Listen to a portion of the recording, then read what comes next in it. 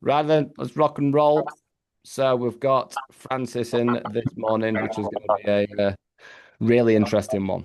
A really interesting one. That's what I'll say about this. Obviously, like we said, we opened up to all businesses, and I've loved every challenge that it's had. And this is definitely something this is really unique. And one thing that I always find with working with open businesses and clients is they have so much going on and so many different avenues, and that's basically what we've got today. So, Francis, as a starting point, do you just want to introduce yourself, who you are, what you do?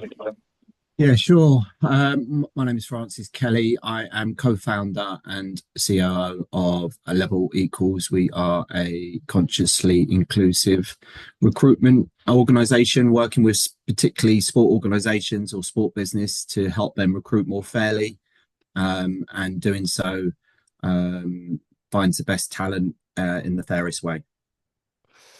Nice. And what got you to this point? What's your history? Yeah.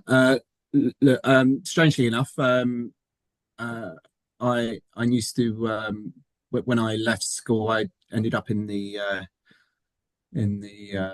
health industry. So worked my way up from a lifeguard right through to managing health clubs, not just in the UK but across the Middle East as well.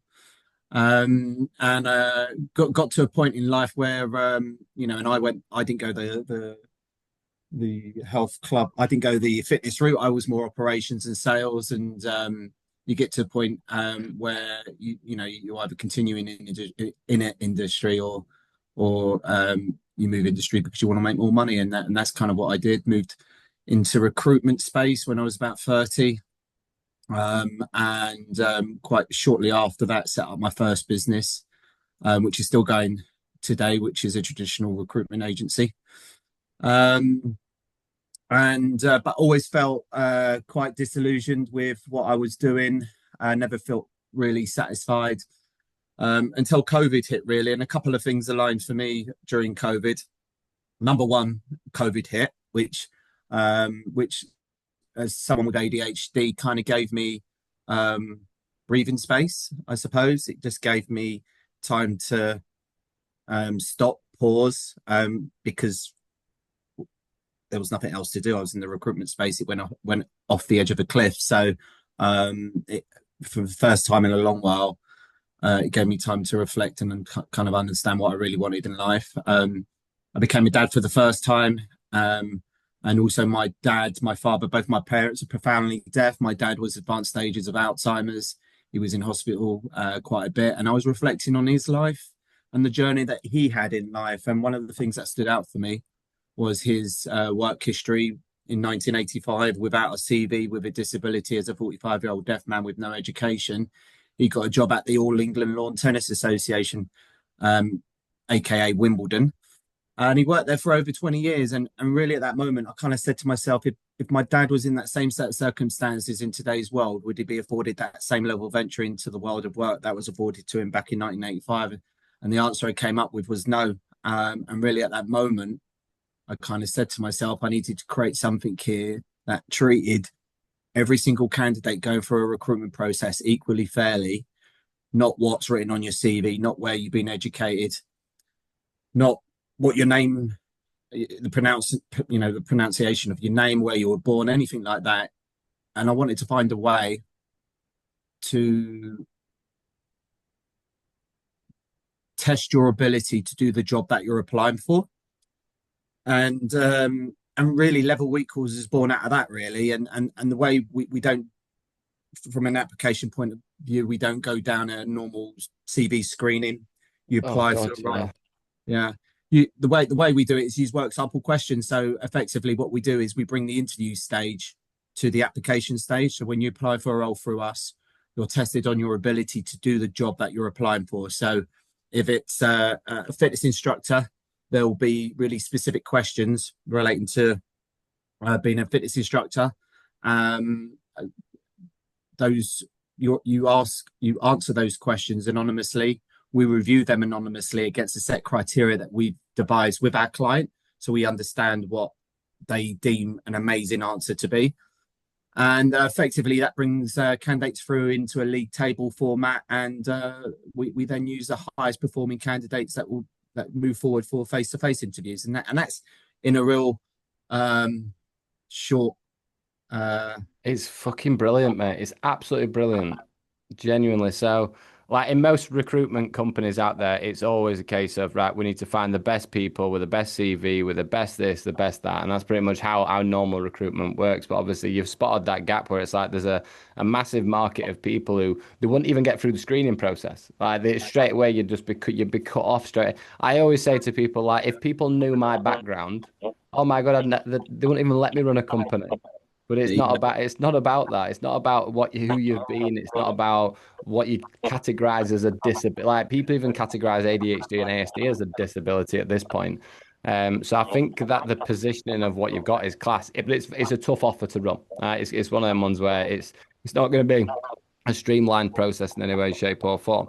So what I've kind of done is processed the screenshots that you sent me earlier, and I've turned it basically into this top 10 problems, but then it also basically breaks down the opportunities associated with it as well, which is pretty cool. Don't know why that's not letting me. There we are.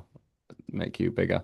Um, but a lot of what I want to do today is almost have a lot more of an understanding to it. So on here, this is like an objective review. So it's got, right, this is the core problem with where we are, and these are the opportunities associated. And we can use this as a framework for just support in general in the future. I think because there's so much stuff going off. So if I just basically showed you the website at the moment, guys, like there's a hell of a lot happening. Obviously, if you go through onto here, like one thing that is screaming at me straight away is just the amount of different avenues and areas that people can obviously kind of go down. So when there's a situation like this where there's a lot of stuff going on, the first thing that I go back to is basically the North Star objectives. So we have to do it with our company because we've got a group model, a one-to-one coaching model, the events, and we've got all that. And sometimes I get distracted doing too many different things, and I have to always come back down to that. Actually, what's the fucking important thing that we really need to focus on? So taking into account, and like I said, I'm gonna run loads of notes and stuff on the opportunity stuff afterwards, but I want to focus heavily on right now, what are the major problems? Like, if you were going to be like, this is an immediate problem for me right now in like the core three areas, what would those core three areas be? for me, it would be targeting more senior roles.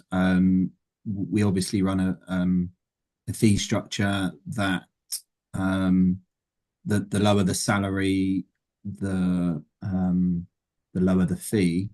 So yeah,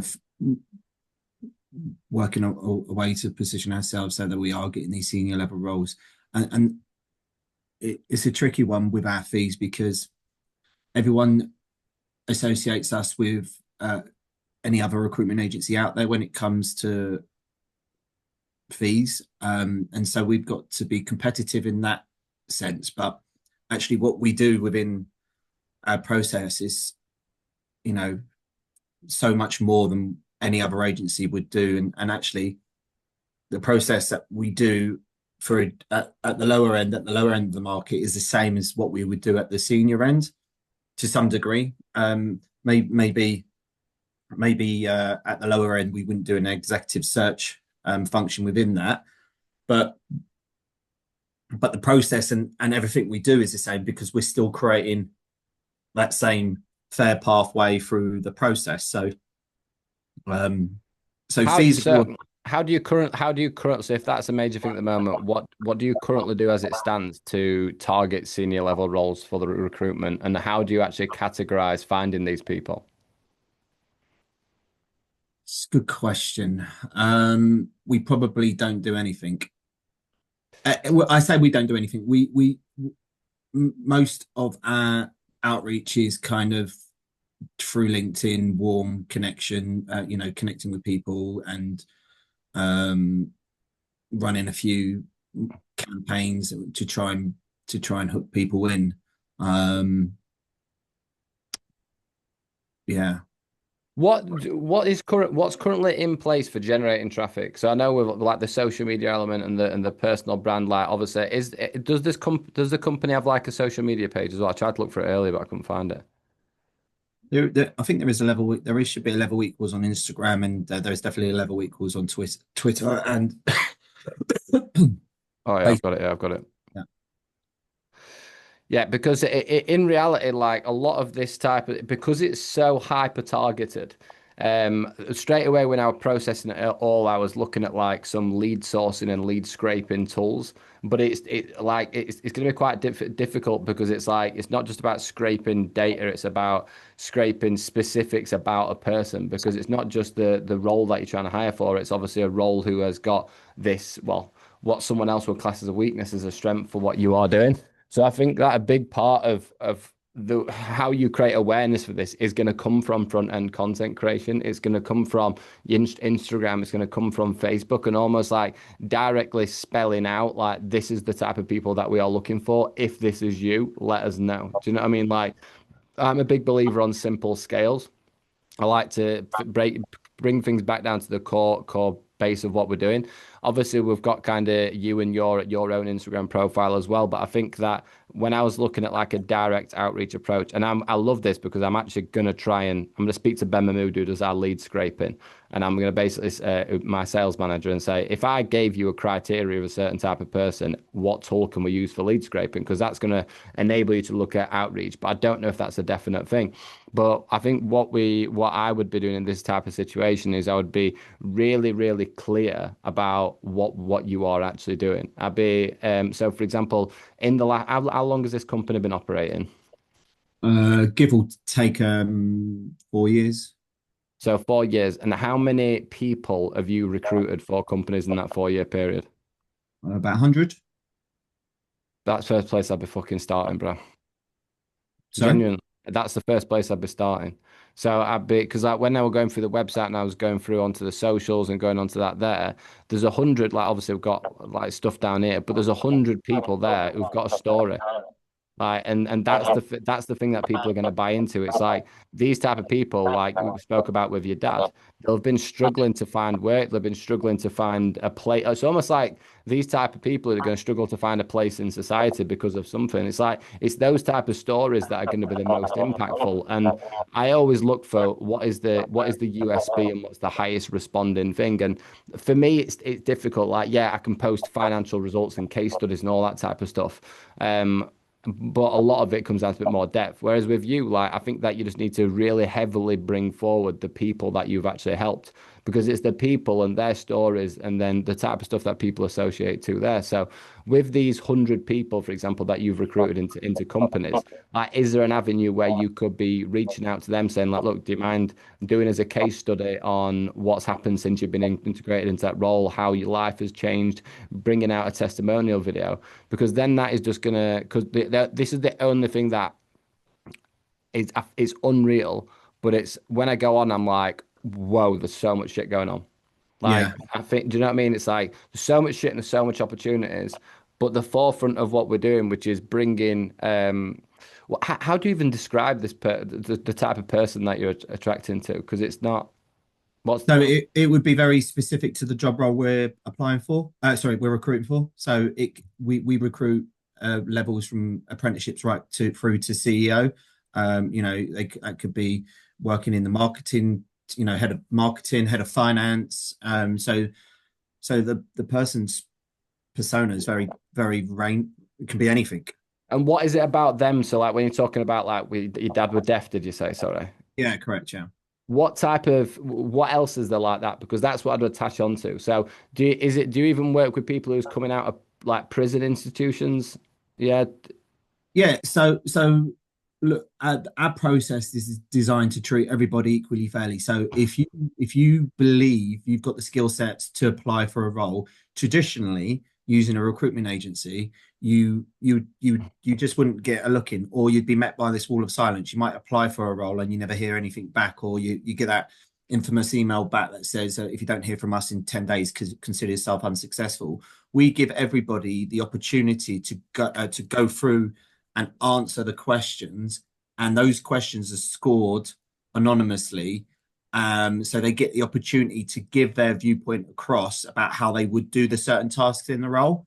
And also we give them feedback. So for example, we recently ran a role with the Premier League. We had 6,000 applications.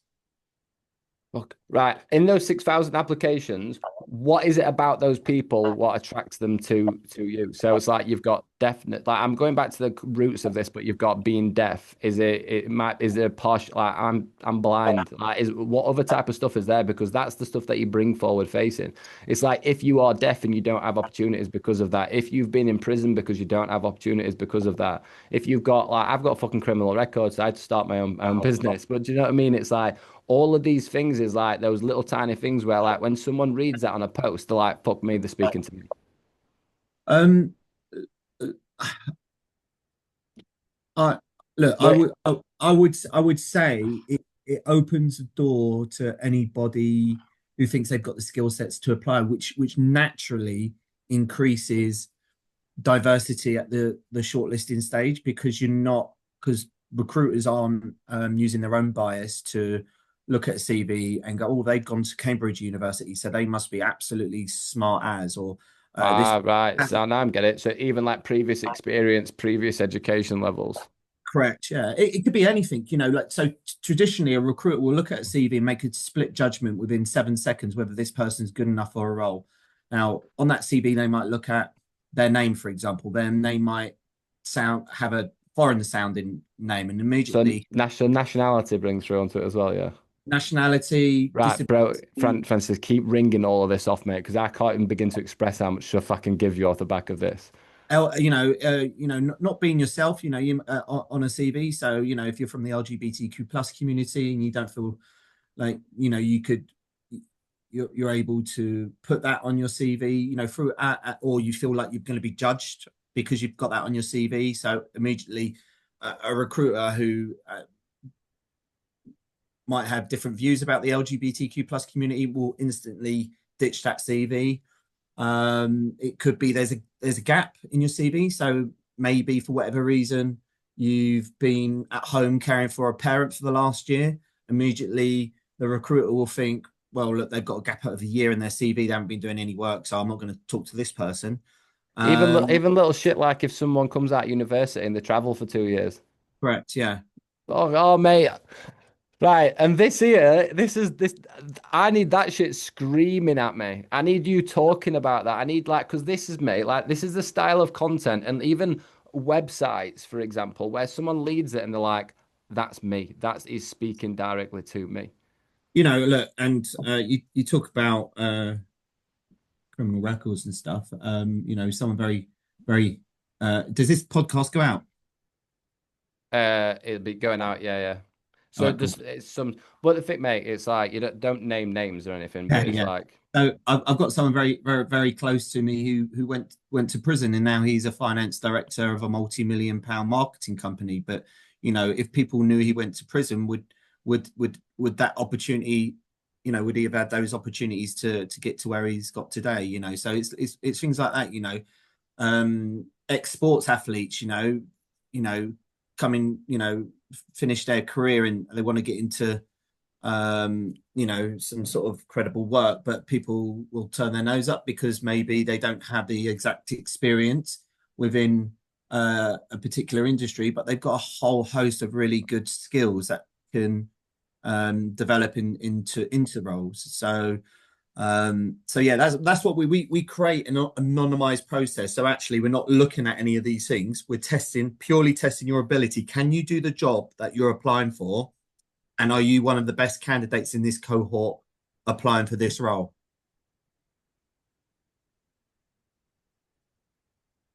oh my God, mate.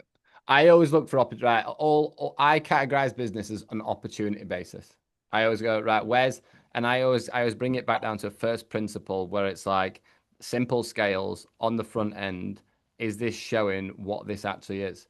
Right, you've created something which is so fucking unique, which is so fucking cool, but that level of clarity on the front end is just not there. And that Uh, there for me is an yeah, unreal opportunity, bro. Because if you can do what you fucking done it, right? All I see here is if you went it, so content as a starting point is I can the level of shit I can do with this alone, mate. Obviously, I'll have you on WhatsApp and we'll go back and forth with it. I could produce, and this is why I want to go back to the offer statement in a minute, because I want that. I think that you need to have that clarity to what this is as a combined package.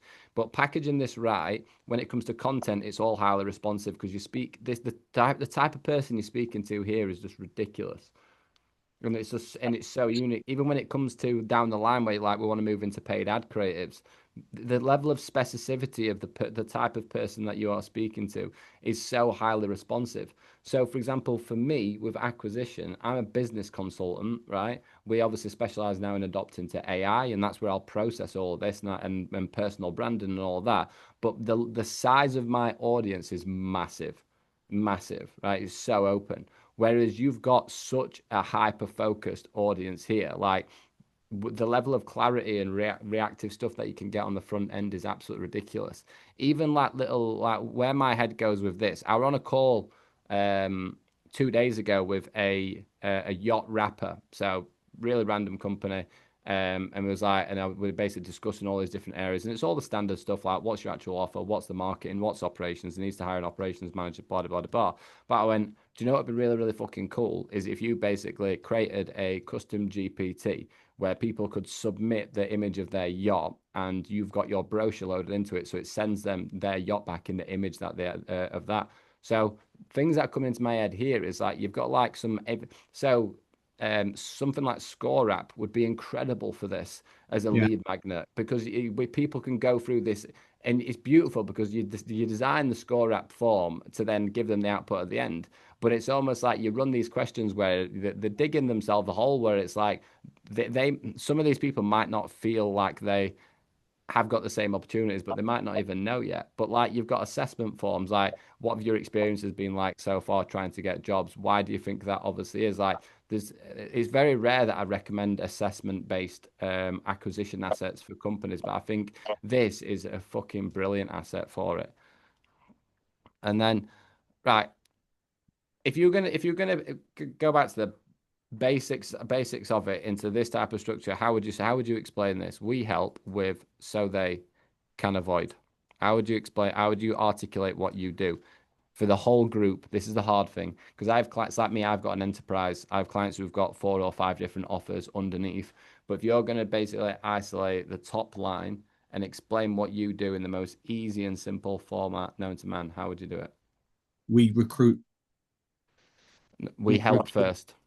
we help organizations recruit fairly.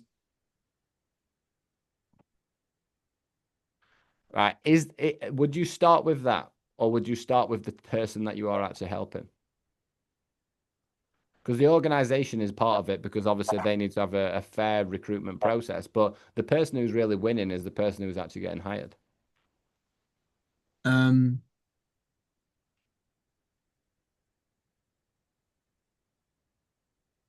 it's a good question. So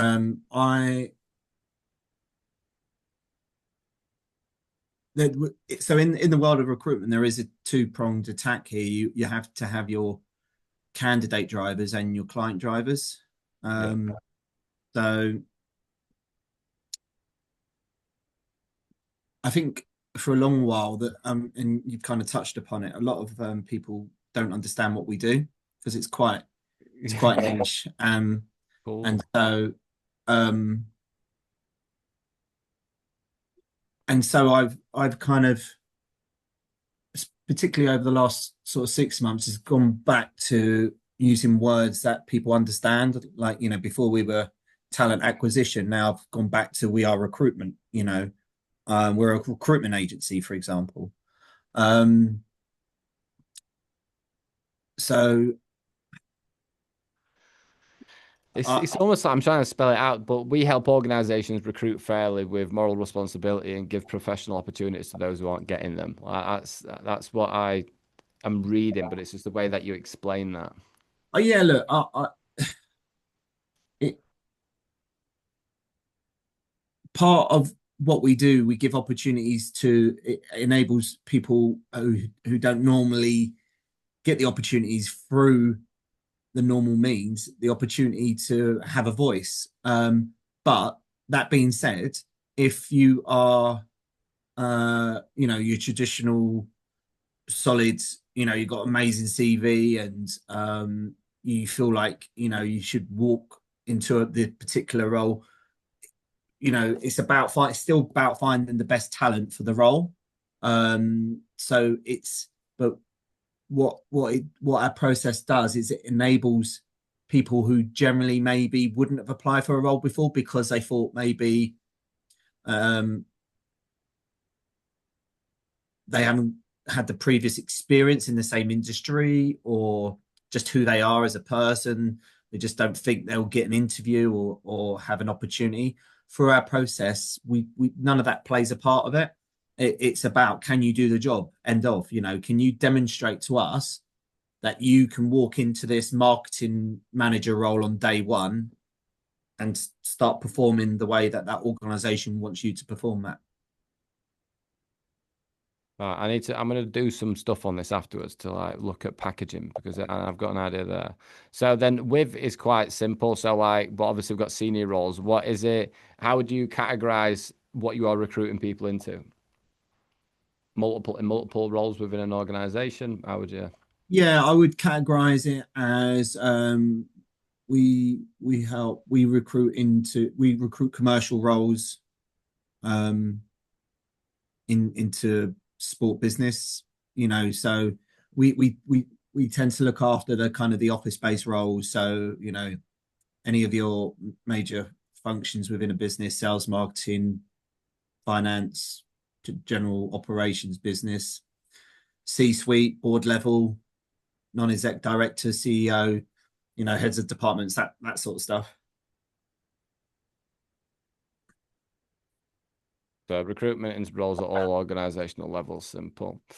And then the so they, that's going to come back to having a balance between the candidate versus client. So that's obviously this is going to be quite similar to that. And then what is the right? So what is the big problem that you're fighting against? Um, I would say that sport is a very small niche, and there's some really long-standing established relationships that um, that hiring managers have. So they'll always, like you do in most industries, you use your trusted recruiters. But these because it is a small niche, it is quite ingrained in a lot of people. So we have that issue, and then just I would say more internally is a lack of systemization with outreach, sales, and marketing in particular. Um, there's me, you know, I suppose, with ADHD and my focus. You know, I've been signed up to you for 5 months, and think I've watched one video. Um, so I need to and that's because this whole, to me, this is all overwhelming a little bit. But Well, that's um, it, mate. I swear on my life, based on what we've just discussed today, I'm going to simplify the fuck out of all of this for you.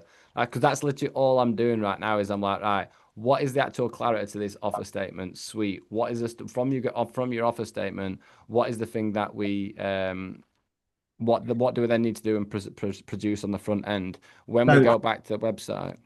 yeah, one of the other things that so our website, I would take it with a pinch of salt because it was set up 4 years ago, and lots of change. We're actually going to go through a little rebrand. This hence the reason this will all be quite timely. And the so when we set out doing this, it was all about Oh my God, bro, read that. We help organizations recruit fairly and responsibility with bias-free hiring into roles at every level so they can build high-performing teams and unlock overlooked talent and can avoid missing A players while excluding people who deserve opportunity. spot on. Yeah. Fucking hell. See what I mean? Right, that there, bro. Right, did I land on that page? wham, that's straight in my face because that's speaking directly to like, do you know what I love about this as well is there's so many companies out there. It depends on the type of corporate structure that you've got. I've worked in high level companies with corporates and leadership who are absolute cunts, right? Yeah, They don't care about that. But there's a lot of people like me who I would 100% lean into this. And also if you look at the statistics of high performance millionaires and billionaires, most of them have got ADHD and ASD. yeah, yeah, So you start speaking to those type of people, they're going to go, well, I've done what I've done. How can I find more people like me? yeah, yeah, yeah. Um, got where I was now. That's unreal. That I love that. So so yeah, the other thing we do, so really what we do, the two things that we do at the moment is the recruitment side, and we do training as well. So um we go into organizations and run well, at the moment we're doing we've got an offer where we go in and do half a day free workshop um to understand your pain points within recruitment and how we can give you a few action points to run your process more fairly, more inclusively. So they're the two things that we do. Right. So then let's just go back onto this. Now position the secondary training offer statement.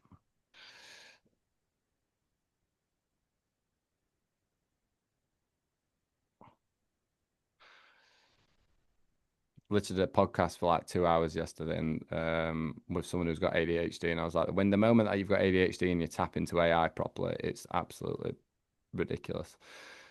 So we help organizations embed fair and responsible hiring with in-house bias-free recruitment training for leaders and hiring teams so they can constantly build high-performing teams and unlock overlooked talent. So it's the same type of thing, but we're just repositioning and packaging it in a little bit of a different way. And this is obviously just like quick fire stuff. So I think that one of the first things that we do, even just for like your head, is just like having real easy clarity. Like if it was legitimately me in this situation right now, I would. You've got all these different elements. I'd be just getting straight back to the point of having a recruitment page and an in-house training page. Yeah, I yeah, swear to God, that's all I'd have. I won't have anything else. I'd have it as you land on that website. Are you looking for recruitment or are you looking for in-house? Because I love this functionality where they land on there and you've this here could be like two different buttons. So you land onto it, you've got the brand, you've got all of that type of stuff. I'll give you so much off the back of this, mate. It's ridiculous. And then it's like, I'm looking for recruitment or I'm looking for in-house training. That's how people think. So they click on that, click onto recruitment, and then the recruitment page pops up and spells out exactly what that is straight away.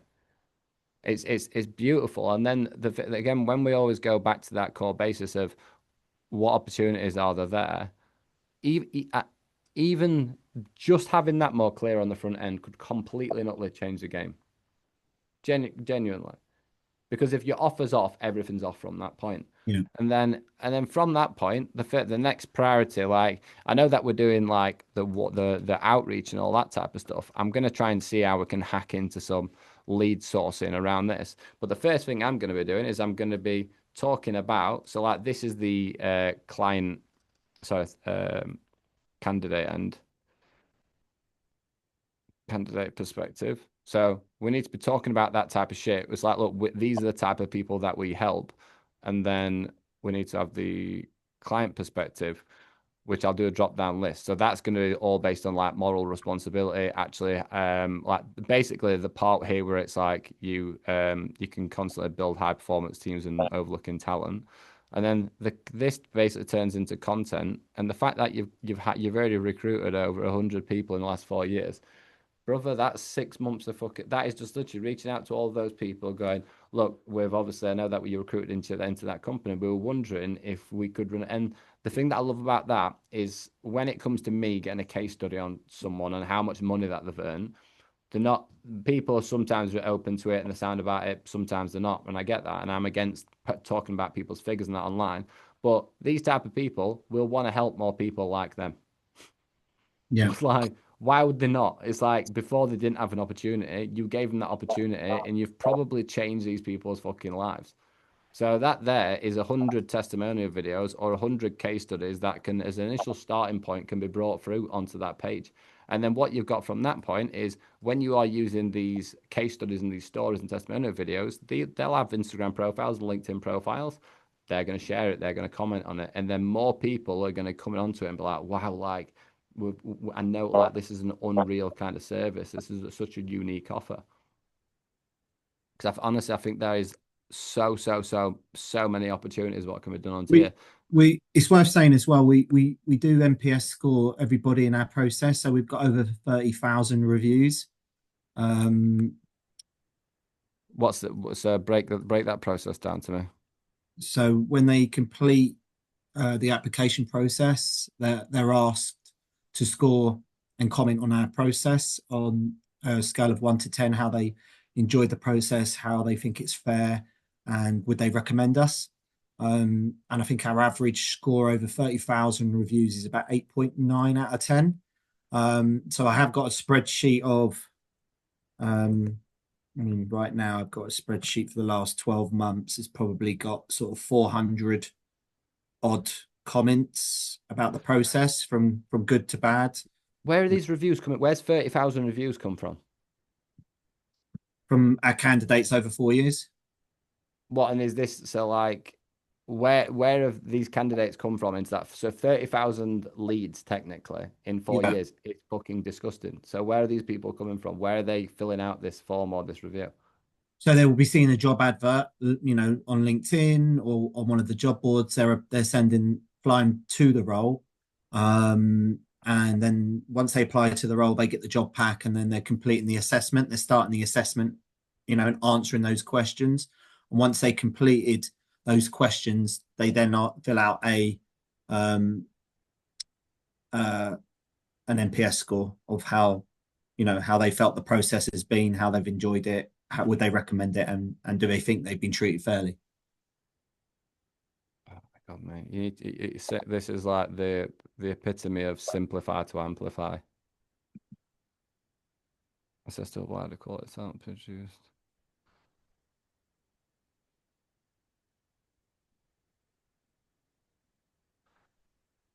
Just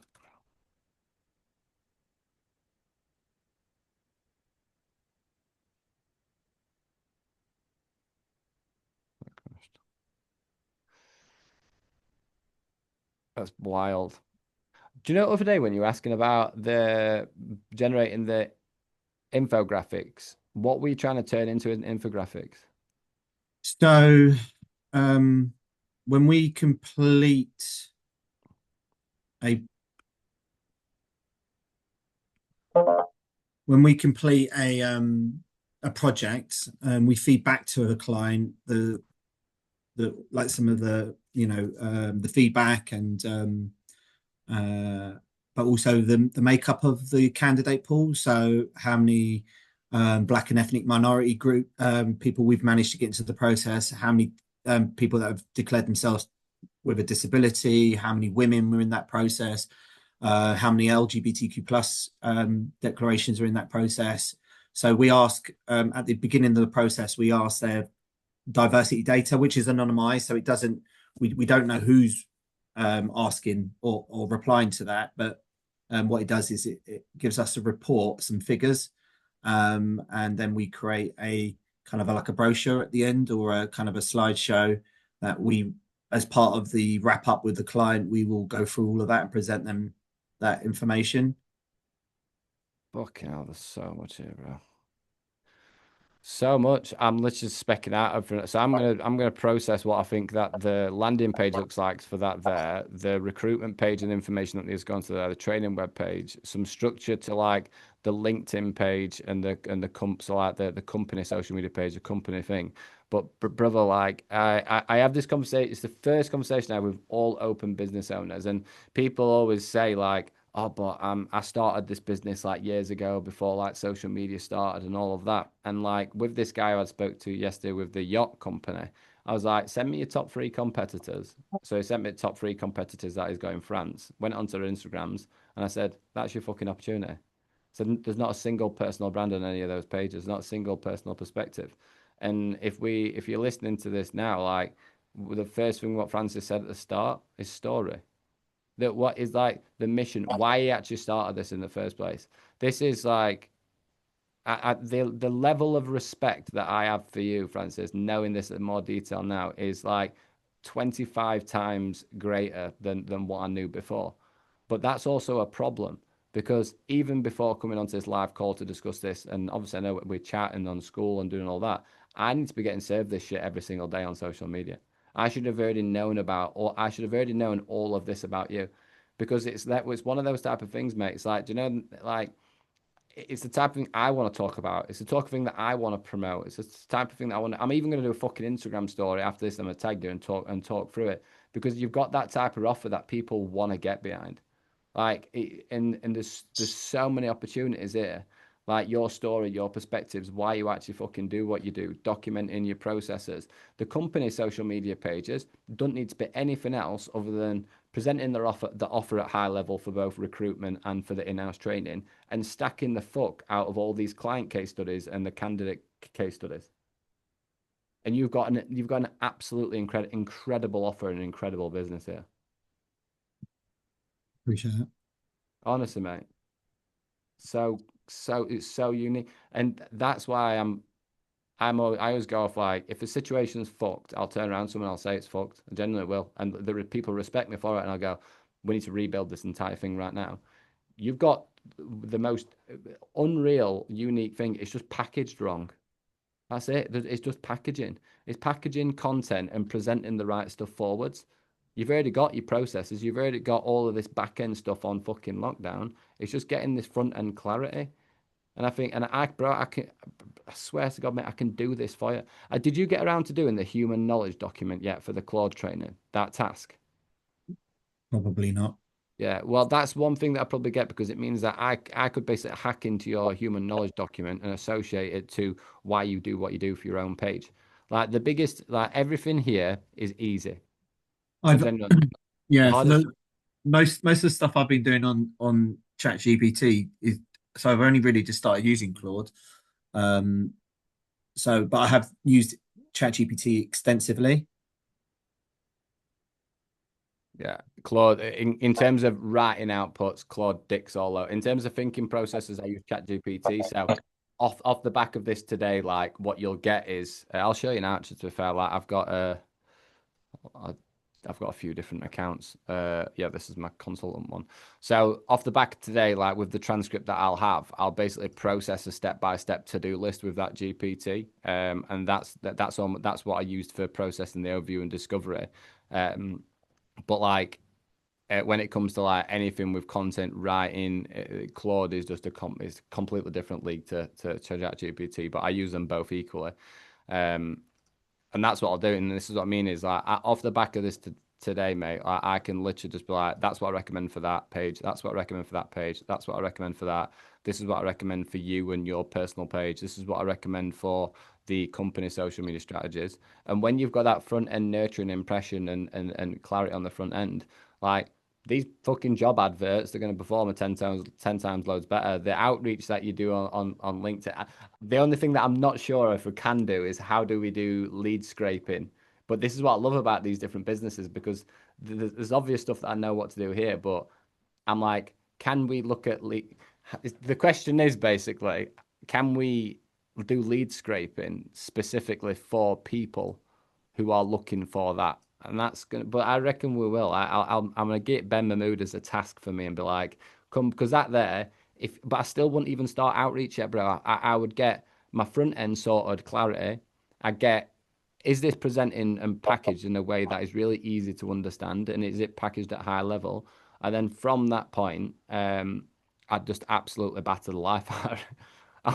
Once that's done, I'd be like, smash. And then that's when you need to think about the operational drag that you have to the level of growth going forwards. Yeah. Um, but this is brilliant, mate. Absolutely brilliant. Cheers, Ben. Appreciate it. Is there anything else you need from me? No, because mate, yeah, I could go down a different kettle of fish where there's loads of different elements, and this is what I mean by when you process the opportunities list with my GPT there, you'll have loads of ideas coming to the forward facing. But in reality, that's all what needs to be done. For whatever I put onto here is what we need to do, and then I'll put like a warning sign on this on the work that I do, because this is probably going to turn into maybe 6, 7, 8, 9, 10 extra tabs just to give you or give you some guidance off the back of that. Okay, cool. Right, brother. That was I'm buzzing about that. I generally am. I've sent you an Excel with some of the feedback and stuff as well from Oh yeah, 100%. Oh, if you've got it all stacked on onto an Excel sheet. yeah, Yeah, have you sent, because you sent me a Google document earlier, didn't you? Not a Google, sorry, a normal Word document. Have you got this? Oh no, to be fair, if you send me the sheet, I'll drag it onto Google and I'll use it on my Google. yeah, perfect. Right, and then I'll have a look at seeing what type of stuff we can do for processing visuals on there. But yeah, mate, just leave this with me. There's gonna be a step-by-step to-do list on everything. I'll do I'm on back-to-back calls now for the rest of the day, but and I'm at the event tomorrow. Are you coming to this London event Where is it? in London with Dave Fell, social media tomorrow? Probably not. Yeah, probably not. So right, sweet. Leave those with me, mate, and I will literally spell it out to you exactly what we need to do from here. Cheers, Ben. Appreciate your time, mate. Right, nice one, bro. Catch you soon.